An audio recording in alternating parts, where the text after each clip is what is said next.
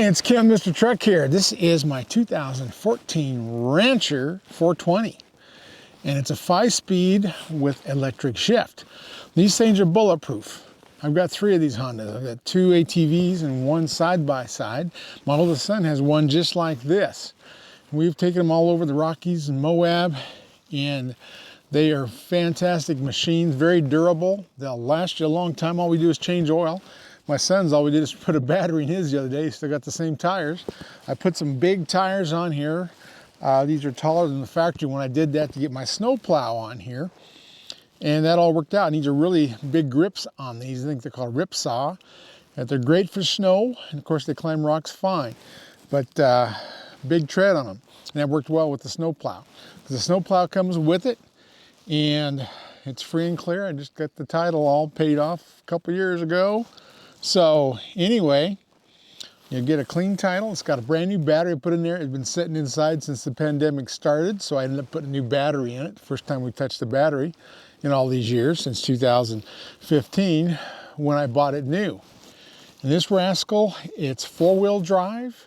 It's, you know, the back end is solid all the time. You lock in the front in the 4-wheel drive and you can climb unbelievable stuff. And we have. And it's got all the things you want in an ATV. I'll show you where the winch is. It's got a Warn winch, the best winch out there. And it's got running boards. I've had on the farm, I've had Polarises and Honda 3-wheelers.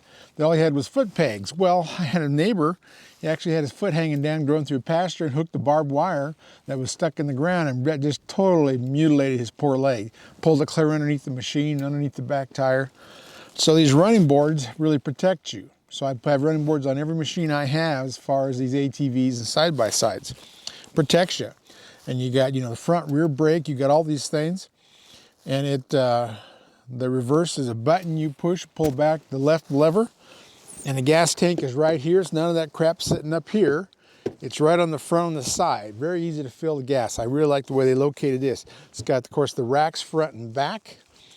And it's got a little hitch on the back, and I'll show you how this flag works on here, and I'll show you the button for the Warn winch. But yeah, great machine. I'm selling it so I can work on my project trucks.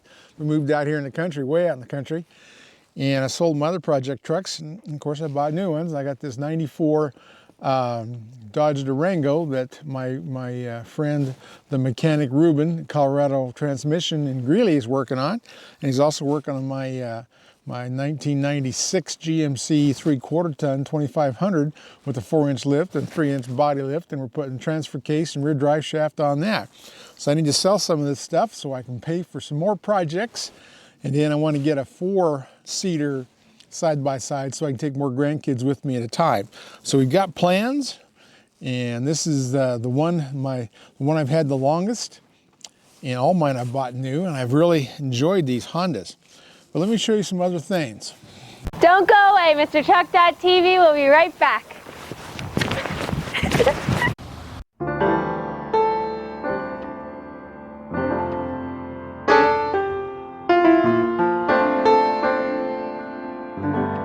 These tires, they're called Sedona Ripsaw, and you can see the tread, giant tread on these things.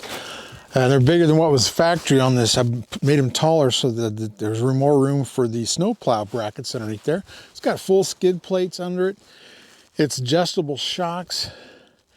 Yeah, I'll show you the Warn winch. You can run that up by the left handlebar.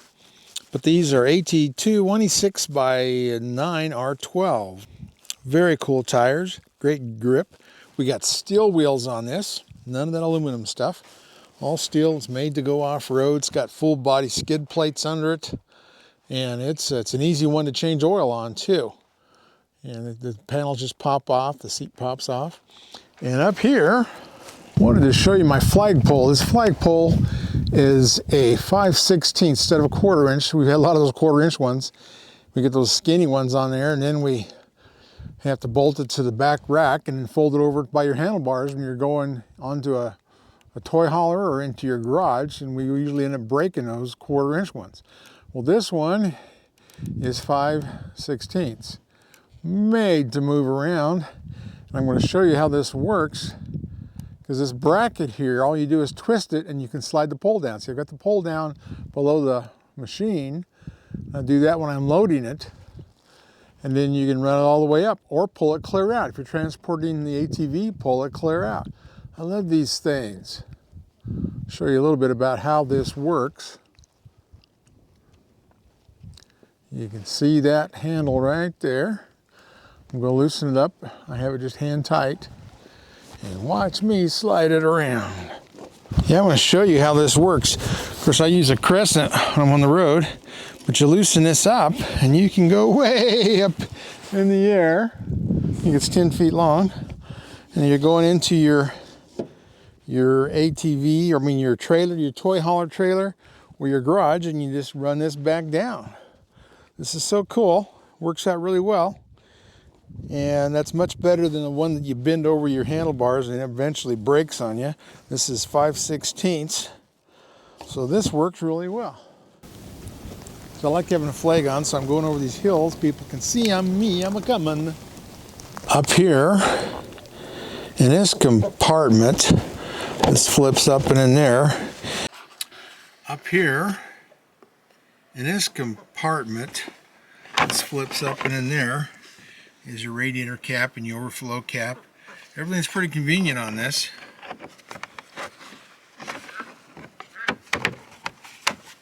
Cool. And then down in this fender,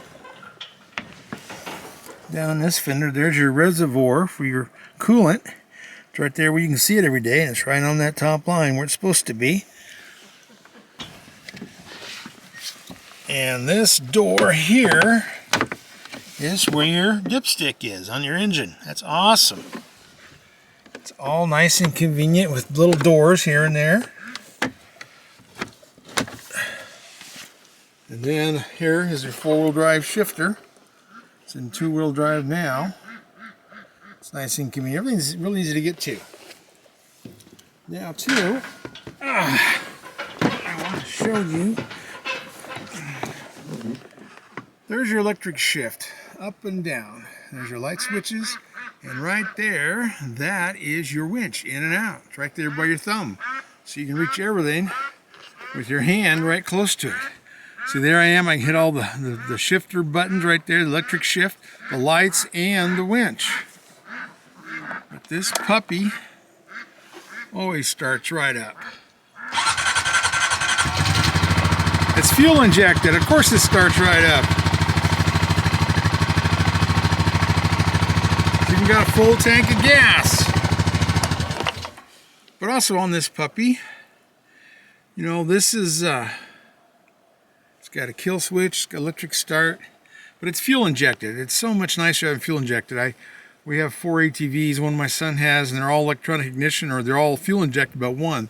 The one that's carburetor type, we still take it up to 10 to 12,000 feet, but you got to run it wide open all the time to get it to stay running.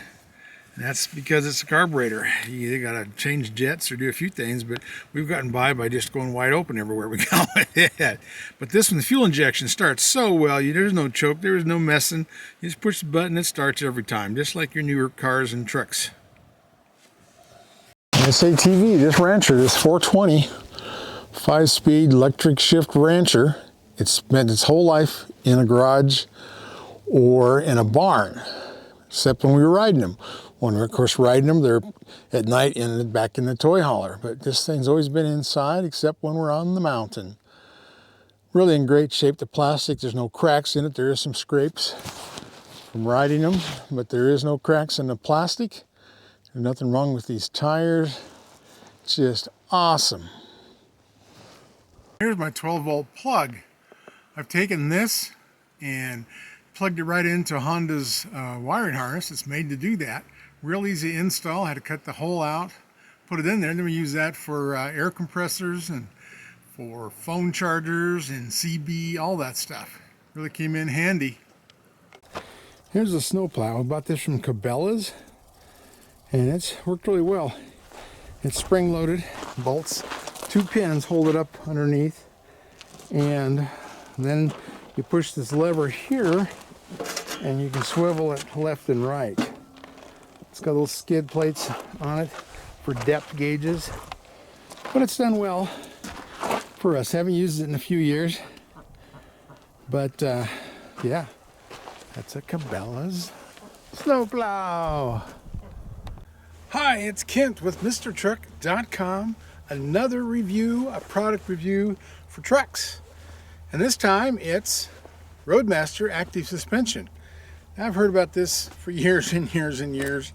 All my friends have them, they all bragged about them. But I didn't understand how you could put a half a spring on half of a leaf and how that would work. But now I know how it works against the shackle, the hinge of your leaf spring, and how that tightens it up and controls the leaf, which is what. So it's kind of like an anti-sway bar. It does a lot of things to control the motion back there. And you don't want a whole lot of motion back there, especially with an empty truck. Where you're on a loaded truck, you want to control that, but an empty truck is really squirrely. You need a lot of control there. You just saw the Roadmaster controlling the factory leaf spring. And that's what it does. It controls it during a wheel hop when the axle's trying to bounce and then go sideways on you. Controls the axle wrap, which is the drive shaft, universal joints, and the pinion, all torquing too much angle because of the leaf springs turn into like a big S. It actually bends the factory leaf springs going through axle wrap, and just shows you just how easy it is to install. It's very quick installation. I think I did it in 30 minutes. And then in here it shows, how I installed it. You install it to the eye in the front. The part goes underneath the leaf springs, and then this part cups back over by the shackle. Well, thanks for watching. Please subscribe, and we'll see you at the gas station.